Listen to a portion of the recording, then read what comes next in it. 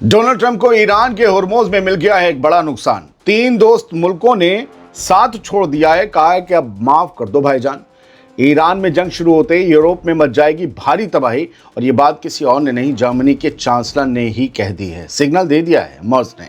और तुर्की इसराइल के खिलाफ उतार सकता है अपनी फौज। ये है एर्दोगान का ऑफिशियल बयान, और इसराइल में मच गई है खलबली इस बयान के बाद। तो ये 4 बड़ी खबरें जो आपके सामने एक एक करके रखने जा रहा हूं। आज़ाद बोल इंडिया आप देख रहे हैं, मैं हूं आदिल खान आज़ाद। 13 अप्रैल की शाम लग चुकी है, आज बड़ी हलचल होने वाली है। शुरुआत करते हैं पहली खबर से। हर जंग में अमेरिका का साथ देने वाले उसके सबसे बड़े दोस्त मुल्क ने ट्रंप के होर्मुज वाले मिशन में साथ ना देने का ऐलान कर दिया है। ये डोनाल्ड ट्रंप की दादागिरी को मिला एक तगड़ा झटका भी है, और उस दोस्त मुल्क का ईरान की मिसाइलों की मार से अपनी नेवी को बचाने का प्लान भी है। आइए उस दोस्त के बारे में आपको बताते हैं। स्ट्रेट ऑफ होर्मुज पर कब्जा जमाने की डोनाल्ड ट्रंप की हसरत को अमेरिका के सबसे करीबी दोस्त ब्रिटेन ने यूं करके शेक कर दिया, झटका दे दिया है। ब्रिटिश वजीर आजम कीर स्टारमर ने साफ ऐलान कर दिया है कि उनका मुल्क ट्रंप की इस नेवल नाकाबंदी यानी नेवल ब्लॉकेट का हिस्सा नहीं बनेगा। क्लियर नो बोल दिया है, एब्सोल्यूट नो। 13 अप्रैल को आई खबर के मुताबिक बीबीसी रेडियो से बात करते हुए पीएम स्टारमर ने 2 टूक लफ्जों में कहा कि हम इस नाकाबंदी का सपोर्ट नहीं कर रहे हैं। उन्होंने आगे ये भी साफ कर दिया कि ब्रिटेन अब ईरान के साथ किसी भी नई जंग में घसीटा जाना नहीं चाहता। बात डिफेंस की होगी तो कर लेंगे, अटैक नहीं करेंगे ईरान पर। दोस्तों, डोनाल्ड ट्रंप ने इस्लामाबाद टॉक्स की नाकामी के बाद जिस तरह से एक तरफा ब्लॉकेट का ऐलान किया था, उस पर ब्रिटेन ने अपने हाथ खींच लिए हैं, बल्कि खड़े कर दिए, बोले अना हैंड्स अप।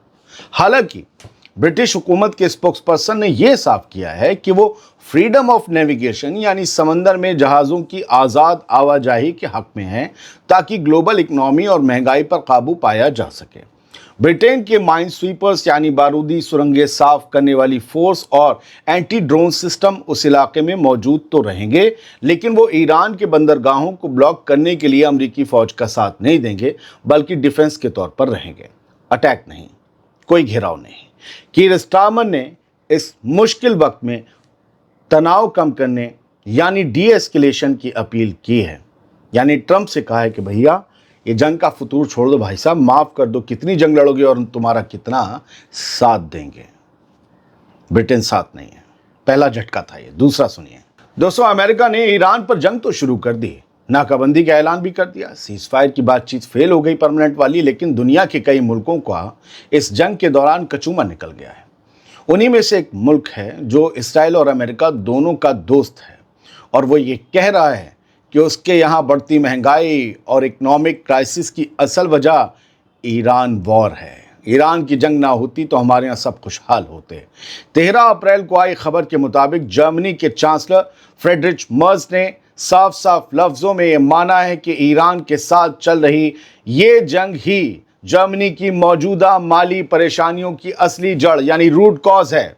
कल जैसे ही इस्लामाबाद में अमन की बातचीत फेल हुई और डोनाल्ड ट्रंप ने स्ट्रेट ऑफ होर्मुज की नाकाबंदी का ऐलान किया, वैसे ही तेल की कीमतों ने आसमान छूना शुरू कर दिया। इसका नतीजा ये हुआ कि जर्मनी के आम घरों के लिए बिजली और ईंधन का खर्चा उठा पाना नामुमकिन हो गया। आप इन खबरों को पढ़ लीजिए, 13 अप्रैल में यही लिखा है।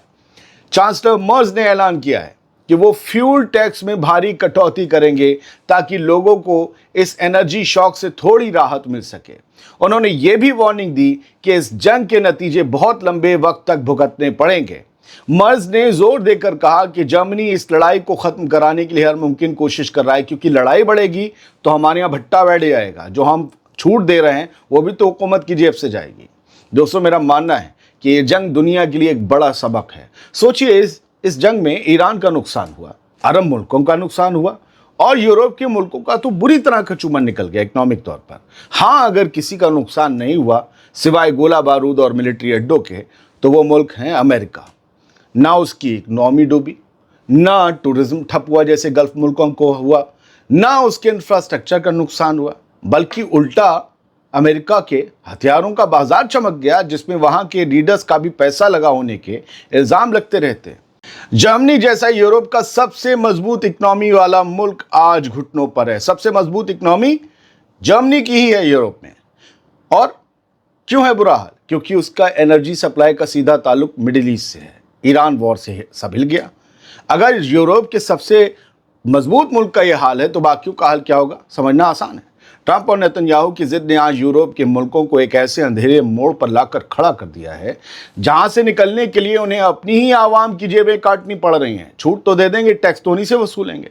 अब देखना यह है कि क्या जर्मनी जैसे मुल्क अब भी अमेरिका की इस तबाही वाली पॉलिसी का साथ देंगे या अपने फायदे के लिए कोई नया रास्ता चुनेंगे। सीना तो पीट रहे हैं कि भैया बर्बाद हो गए, हमारी जो है इकनॉमी तबाह हो गई, हमारे यहाँ महंगाई की वजह, क्राइसिस की वजह ईरान की जंग है। ईरान की जंग किसने शुरू की?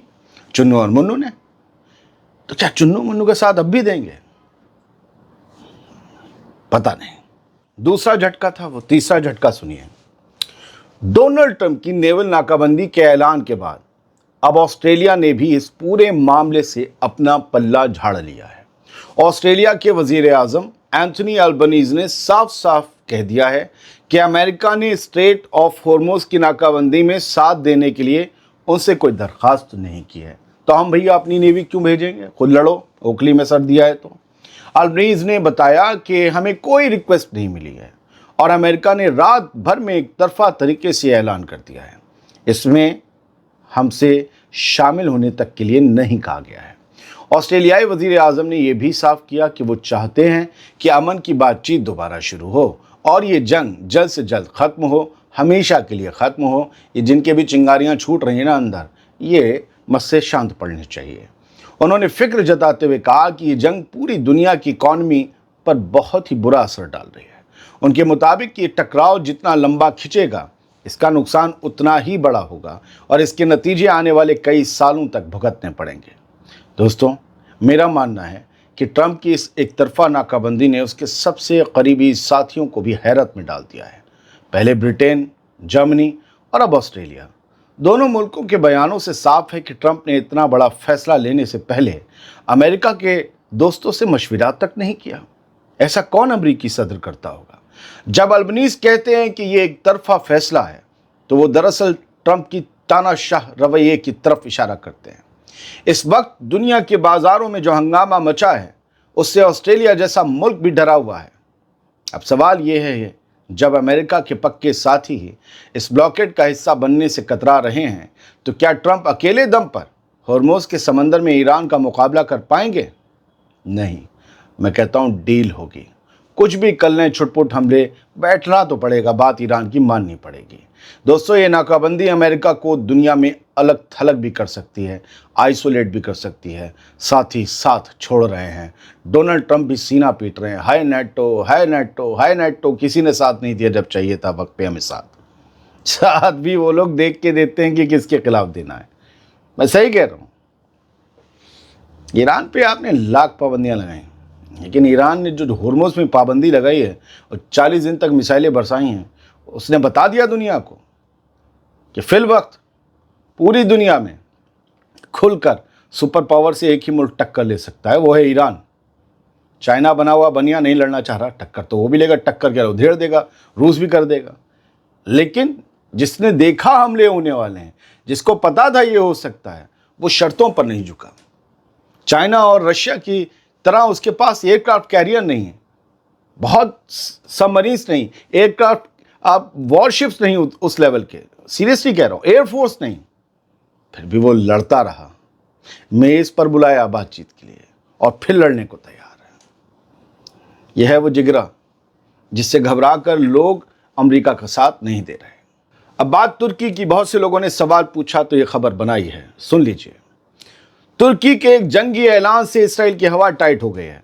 इस्तांबुल में एक इंटरनेशनल कॉन्फ्रेंस के दौरान सदर रजब तैयब एर्दोगान ने इसराइल को सीधी धमकी देते हुए कहा कि अगर ज़रूरत पड़ी तो तुर्की इसराइल के खिलाफ वैसी ही मिलिट्री कार्रवाई कर सकता है जैसी उसने कारबाख और लीबिया में की थी। यानी एर्दोगान इशारा दे रहे हैं कि तुर्की की फौज इसराइल में घुस सकती है। एर्दोगान ने इसराइल को खून से सना हुआ जेनोसाइड का नेटवर्क करार दिया और कहा कि ये लोग बिना किसी उसूल के मासूम बच्चों और औरतों का कत्ल कर रहे हैं।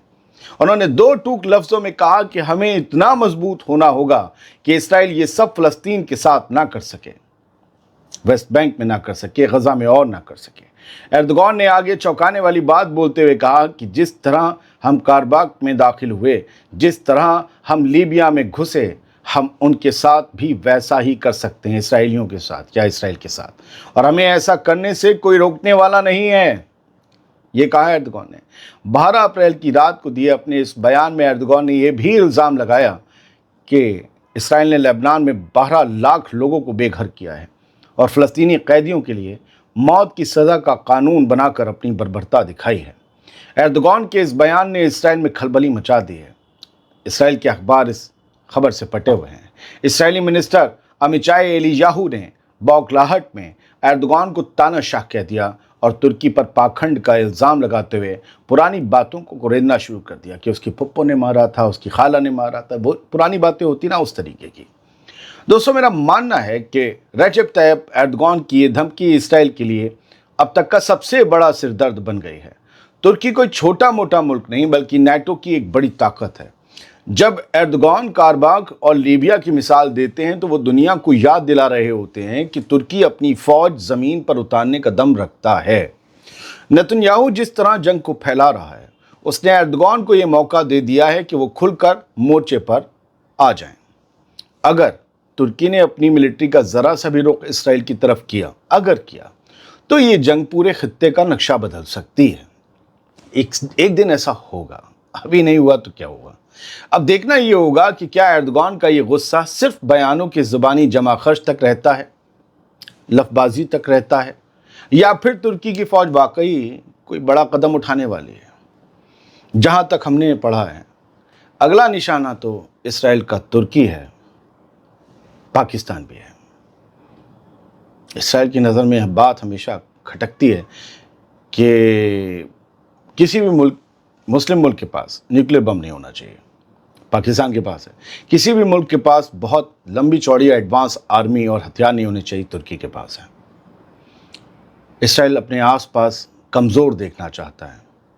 वो जिनके पास पैसा हो लेकिन हिम्मत से कमज़ोर हो, वो जिनके पास हिम्मत हो लेकिन पैसे से कमज़ोर हो, बारूद हथियार न इकट्ठे कर सकें, ताकि इसराइल अपनी एक्सपेंशनिज्म जो विस्तारवाद है उसे बढ़ा सके, ग्रेटर इसराइल बना सके।